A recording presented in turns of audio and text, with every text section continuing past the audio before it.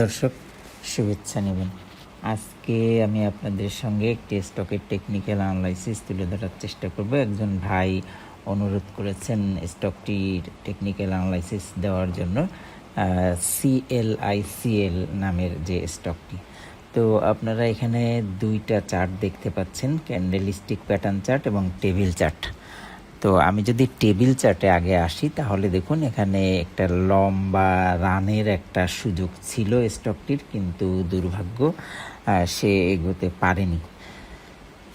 তো স্টকটি আমাদেরকে by signal দিয়েছিল 45 টাকা 50 পয়সা লেভেলের সময়, যে দেখতে পাচ্ছেন 45 টাকা 50 পয়সা লেভেলের সময় সে আমাদেরকে বাই সিগন্যাল দিয়েছিল। আমরা যদি দেখি দীর্ঘদিন সে সাইডওয়েজের মধ্যে রয়েছে। সব স্টকের দাম বৃদ্ধি পেলেও এই স্টকটি তেমন বৃদ্ধি পায়নি। তো অনেক বিনিয়োগকারীরা এই সুযোগে বা এই চিন্তা করে যে এই স্টকটির দামও বাড়বে, সেই লক্ষ্যে যখনই রেজিস্ট্যান্স ব্রেক হয়েছে তখনই তারা এন্ট্রি নিয়েছেন, কিন্তু কনফার্মেশন হয়নি, এটা তারা লক্ষ্য করেনি। রেজিস্ট্যান্সের উপরে আরও 3টা রেজিস্ট্যান্স আছে, এটাও তারা বুঝতে পারেননি। কারণ কি, সাধারণ অ্যানালাইসিসে এই জিনিসগুলো দেখা যায় না। তো দেখুন আমি আবার টেবিল চার্টটা শেষ করে নেই, টেবিল চার্টে আসি। এখানে দেখতে পাচ্ছেন যে বিয়ার দেখাচ্ছে, অর্থাৎ বুলিশ নয়, এটা বেয়ার, অর্থাৎ নিচের দিকে যাওয়ার প্রবণতা আমরা দেখতে পাচ্ছি স্টকটির।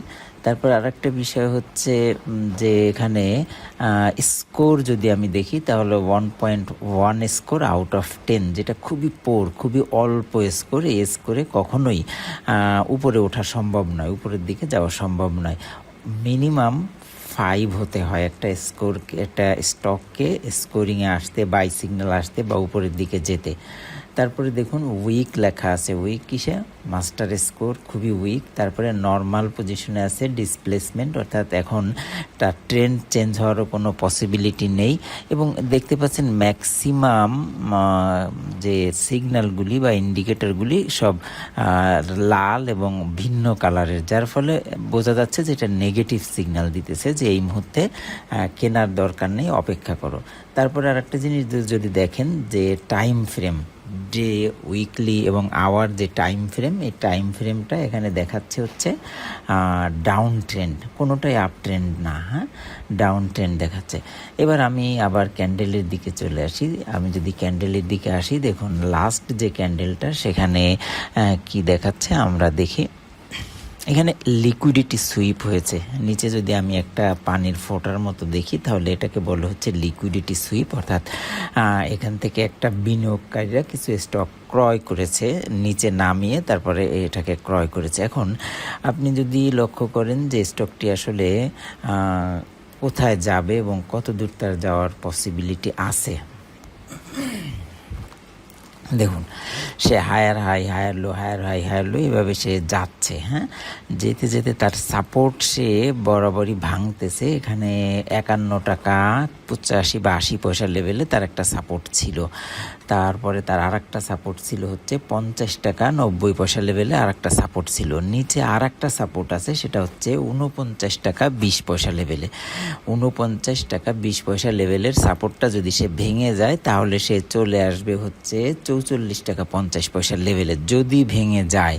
তো দেখুন লিকুইডিটি সুইপ হচ্ছে, তার মানে বোঝা যাচ্ছে যে পজিটিভ কিছু এখানে থাকলেও থাকতে পারে, একটু অপেক্ষা করতে হবে। এই যে জায়গাটা আপনারা লিখে রাখতে পারেন, এটাকে যদি ভেঙে নিচে নামে এবং ক্লোজ দেয়, শুধু নিচে নামলে হবে না, নিচে নেমে কিন্তু আবার উপরে উঠে চলে আসতে পারে, সেক্ষেত্রে বোকা সেজে যেতে হবে।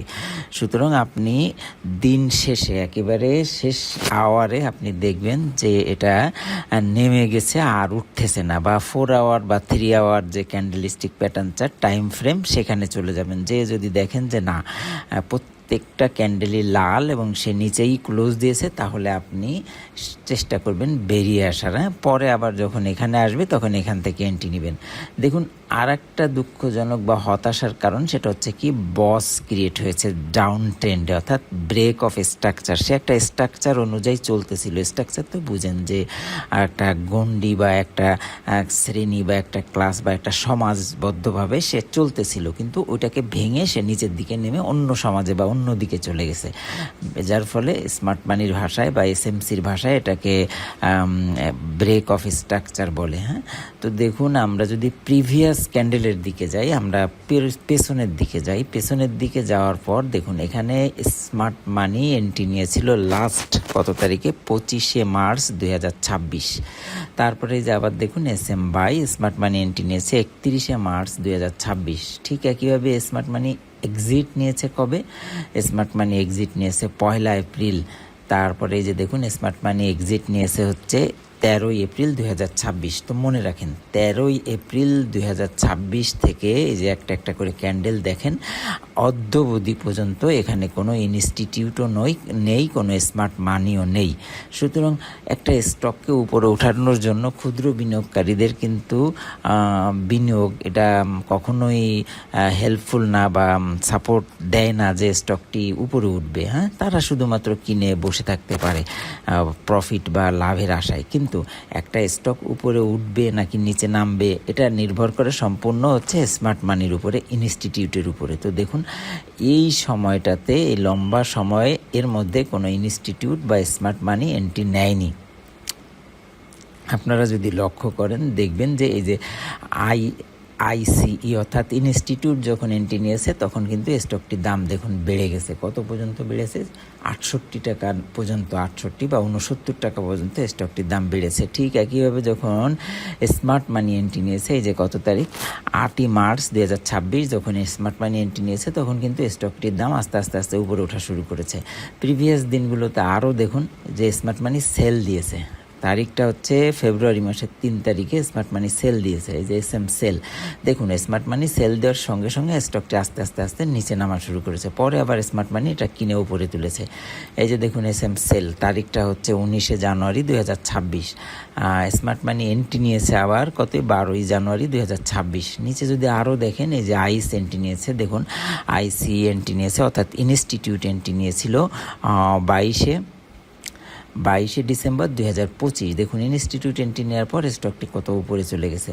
তো বিষয়টা হচ্ছে দর্শক এরকম যে স্মার্ট মানি বা ইনস্টিটিউট যদি না থাকে কোনো স্টকে, সেই স্টকের দাম সবসময় স্থিতিশীল থাকবে, এটা বাড়ার পসিবিলিটি খুবই কম বা নেই বললেই চলে। তো এখানে স্মার্ট মানি নেই, ক্ষুদ্র বিনিয়োগকারীরা বের হচ্ছে, স্মার্ট মানি কিছু থাকলেও থাকতে পারে, তারাও বেরিয়ে যাচ্ছে, যার ফলে প্রত্যেকটা ক্যান্ডেল আপনারা দেখতে পাচ্ছেন লাল। হ্যাঁ, এখানে এই মুহূর্তে বিনিয়োগ করা বা বাই সেল করা সম্পূর্ণ বোকামি, ঝুঁকিপূর্ণ।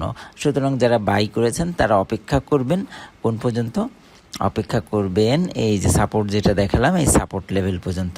এখানে কিন্তু আপনারা দেখতে পাচ্ছেন যে এই একটা রেজিস্ট্যান্স, এই যে লাল রঙের একটা রেজিস্ট্যান্স, উপরে যে রেজিস্ট্যান্স সেটা হচ্ছে 62 টাকা 50 পয়সা লেভেলে, তারপরে একটা রেজিস্ট্যান্স এটা যদি দেখি 61 টাকা লেভেলে, তারপরে আর একটা রেজিস্ট্যান্স আছে সেটা হচ্ছে 60 টাকা 70 পয়সার লেভেলে, আর একটা রেজিস্ট্যান্স যদি দেখি আমি তাহলে 60 টাকা 32 বা 30 পয়সার লেভেলে, আর একটা রেজিস্ট্যান্স আমরা দেখতে পাচ্ছি 60 টাকা 10 পয়সা লেভেলে, আর একটা রেজিস্ট্যান্স এখানে আছে হচ্ছে 60 টাকা 58 টাকা 50 পয়সা লেভেলে, আর একটা রেজিস্ট্যান্স আছে হচ্ছে 57 টাকা।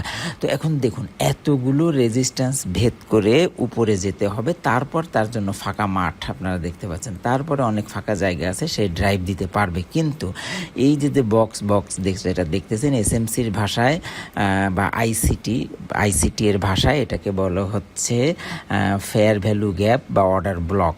এই ফেয়ার ভ্যালু গ্যাপগুলি যখন তৈরি হয় তখন এখানে এটা একটা রেজিস্ট্যান্স বা সাপোর্ট হিসেবে কাজ করে। যখন যেহেতু এটা উপরে আসে তাহলে এটা কি রেজিস্ট্যান্স হিসেবে কাজ করবে, আবার নিচে যদি থাকে তাহলে সাপোর্ট। দেখুন এই যে দেখতে পাচ্ছেন এটা হচ্ছে 53 টাকা 40 পয়সা লেভেলের যে ফেয়ার ভ্যালু গ্যাপটা, এই ফেয়ার ভ্যালু গ্যাপটা সে সাপোর্ট হিসেবে কাজ করেছে, কিন্তু সাপোর্টটাকে সে ধরে রাখতে পারেনি, কী হয়েছে, ভেঙে নিচে নেমে গেছে। পরে আবারও চেষ্টা করেছিল ওঠার জন্য কিন্তু পারেনি, ভেঙে নিচে নেমে গেছে। তারপরে পরে আরও একটা সাপোর্ট ছিল সেটাকেও ভেঙে নিচে নেমে গেছে। দেখুন আর একটা সাপোর্ট ছিল হচ্ছে 51 টাকা 80 পয়সার লেভেলে, সেটাও কেউ ভেঙে গেছে। তারপর আরও একটা ট্রায়াঙ্গেল সাপোর্ট ছিল, হ্যাঁ, ট্রেন্ড লাইনের সাপোর্ট ছিল 51 টাকা 10 পয়সা লেভেলে, ওটাকেও ভেঙে নিচে নেমে গেছে। অর্থাৎ এখানে উপরে যে সাপোর্টগুলো ছিল সেগুলো ইনভ্যালিড হয়ে গেছে, এগুলোর আর কোনো কার্যকারিতা নাই।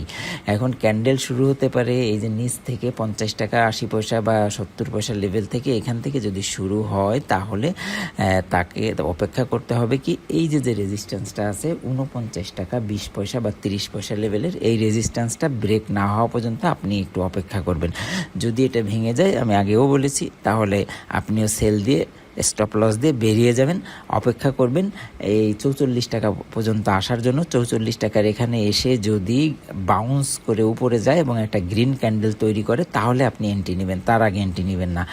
আর একটা বিষয়, যদি এখানে আসে, হ্যাঁ, কোনো কারণে ধরুন এখানে চলে আসলো, এখানে চলে আসার পর যদি গ্রিন ক্যান্ডেল তৈরি না হয়ে ভিতরে ঢুকে যায় তাহলে কিন্তু আরও ঝুঁকিপূর্ণ, তাহলে ঠিক সে এই পর্যন্ত চলে আসবে, অর্থাৎ 32 টাকা 27 বা 30 পয়সা পর্যন্ত চলে আসবে। তো 32 টাকা পর্যন্ত চলে আসবে আর আপনি ভয় পাবেন, ভয় পাওয়ার কিন্তু কিছু নেই। আপনার হাতে যে স্টকগুলো আছে, আপনি এইখানে আসলে স্টপ লস নিয়ে কিছু অংশ বেরিয়ে যাবেন, কিছু অংশ সেল দিয়ে দিবেন, কিছু অংশ হোল্ড করে রাখবেন। পরে যখন এইখানে আসবে বা এইখানে আসবে তখন আবার এন্ট্রি নেবেন, তখন স্টকটি যখন উপরে যাবে তখন আপনার লস রিকভারি হয়ে যাবে। আপনি যদি পুরোটা বিক্রি করে দেন তাহলে কিন্তু আপনি বিপদে পড়বেন, আপনার সম্পূর্ণটাই জলে যাবে, শ্রম, এতদিন ধরে যে অপেক্ষা করেছেন, বসে আছেন, হ্যাঁ, সব কিছুই জলে চলে যাবে।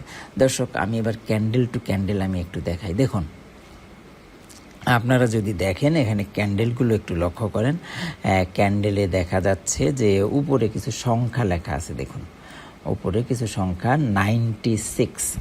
96 দ্বারা বোঝাচ্ছে হচ্ছে যে এই দিনে, এই কার্য দিবসে, গত কার্য দিবসে যদি 100 জন ক্রেতা বিক্রেতা থাকে তাহলে তার মধ্যে সেলার ছিল 96%, বাকি 4 জন ছিল বায়ার। অর্থাৎ এই যে উপরে তুলেছে, এই যে লিকুইডিটি সুইপ নিয়েছে, মাত্র 4 জন এখানে বায়ার পাওয়া গেছে, হ্যাঁ। তাহলে দেখেন বিনিয়োগকারীদের বেশিরভাগই ছিল কি বিক্রেতা। ঠিক একইভাবে এখানে দেখুন 95%, এটা কি 95% হলো সেলার, বিনিয়োগকারী ছিল 100% বিনিয়োগকারীর মধ্যে 95% হচ্ছে সেলার, বাকি 5% হচ্ছে বায়ার। সেই 5% বায়ার কি করেছে, এই যে তারা চিন্তা করেছে, তাদের ধারণা ছিল যে স্টকটি মনে হয় ট্রেন্ড লাইন থেকে, ধূসর রঙের যে লাইন দেখতেছেন, এই ট্রেন্ড লাইনকে স্পর্শ করে উপরে উঠে যাবে। কিন্তু উপরে উঠেছে ঠিকই, বাট পরের দিনে আবার কি করেছে, আবার নিচে নেমে গিয়েছে। আমি যদি আরও পেছনের দিকে যাই, আপনারা লক্ষ্য করুন, আমাদের এখানে ডিআইভি আপনাকে 2বার সতর্ক করেছে। ডিআইভি বলতে যেটা বোঝায় সেটা হচ্ছে ডাইভারজেন্স। ডাইভারজেন্স হলো যে একটা পূর্বাভাস। সাধারণত ঝড় বৃষ্টি বা কোনো ধরনের প্রাকৃতিক দুর্যোগ হলে একটা পূর্বাভাস আসে না, যে এটা হতে পারে। ঠিক ডাইভারজেন্স হলো যে প্রাইস বৃদ্ধি পেতে পারে, প্রাইস কমে যেতে পারে, এরকম একটা পূর্বাভাস। যদি ডাইভারজেন্স উপরে লেখা থাকে তাহলে বুঝবেন যে প্রাইস কমবে, যদি নিচে লেখা থাকে তাহলে বুঝবেন প্রাইস বাড়বে। দেখুন উপরে লেখা আছে প্রাইস কমেছে, পরের দিন আবারও ক্যান্ডেল তৈরি হয়েছে, কিন্তু তারপরেও কিন্তু আমাদেরকে সতর্ক করে দেওয়া হয়েছে যে প্রাইস কমবে, তুমি স্টপ লস দিয়ে হোক বা কোনোভাবে হোক এখান থেকে বেরিয়ে যাও, হ্যাঁ। যারা বেরিয়ে গেছেন তারা কিন্তু বেঁচে গেছেন, আর যারা বেরোতে পারেননি তারা আটকা পড়ে আছেন। দর্শক, আপনি যদি আর একটু পেছনে দেখেন, আমি পেছনে আসলাম, এখানে দেখুন আইসবার্গ লেখা আছে। এই আইসবার্গ দ্বারা বোঝাচ্ছে হচ্ছে যে ব্লক ট্রানজেকশন, অর্থাৎ এই জায়গাতে কিছু কারসাজি হয়েছে। এই কারসাজি কারা করেছে, কোনো একটা চক্র কারসাজি করে অল্প মূল্যে স্টকগুলো বিক্রি করে দিয়েছে। বিক্রি করার ফলে কী হয়েছে, যেহেতু কম দামে স্টক কিনেছে, তারা উল্টাপাল্টা করতে পারে, মনে করেন যে কম দামে বিক্রি করে দিতে পারে, বিক্রি করে বেরিয়ে যাওয়ার চেষ্টা করেছে, যার ফলে স্টকটির এই করুণ অবস্থা। যদি এই আইসবার্গ নিচে লেখা থাকে তাহলে বুঝবেন যে স্টকটির দাম উপরে উঠবে। দর্শক দেখুন, আমি এখানে দেখাই, এই যে ডিআইভি নিচে লেখা আছে, দেখুন ডিআইভি নিচে লেখা, এর অর্থ হচ্ছে প্রাইস উপরের দিকে যাওয়ার একটা সম্ভাবনা আছে। দেখুন যখনই ডিআইভি আসছে আস্তে আস্তে করে প্রাইস উপরের দিকে আসা শুরু করেছে। তো আমরা প্রিভিয়াস হিস্টোরি দেখলাম, বর্তমান হিস্টোরি দেখলাম, তবে ফাইনাল যে ডিসিশন আমি আবারও শেয়ার করছি যে স্টকটি এখন ডাউন ট্রেন্ডে আছে। এই মুহূর্তে বাই সেল খুবই ঝুঁকিপূর্ণ। যারা হোল্ড করে রেখেছেন তারা কষ্ট করে বা ধৈর্য ধরে আর একটু হোল্ড করুন। 49 টাকা 20 বা 30 পয়সা পর্যন্ত যদি নিচে ক্লোজ দেয় তাহলে সেল দিয়ে বসে থাকবেন যতক্ষণ না সে এই লেভেলে এসে, অর্থাৎ 44 টাকা 30 পয়সা লেভেলে এসে বাউন্স করে এখানে একটা গ্রিন ক্যান্ডেল তৈরি করে কনফার্মেশন না দেয়। আশা করি বুঝতে পেরেছেন দর্শক। এই ভিডিওটা এই পর্যন্তই ছিল। আশা করি আপনারা উপকৃত হবেন। ধন্যবাদ সবাইকে। যদি কোনো সাজেশন বা কোনো রকম কোনো অ্যানালাইসিসের দরকার হয় আপনার ক্রয় করা স্টকটি সম্পর্কে কমেন্টস বক্সে লিখে জানাবেন। আমি চেষ্টা করব আপনাদেরকে সহযোগিতা করার জন্য। আসসালামু আলাইকুম, ভালো থাকবেন।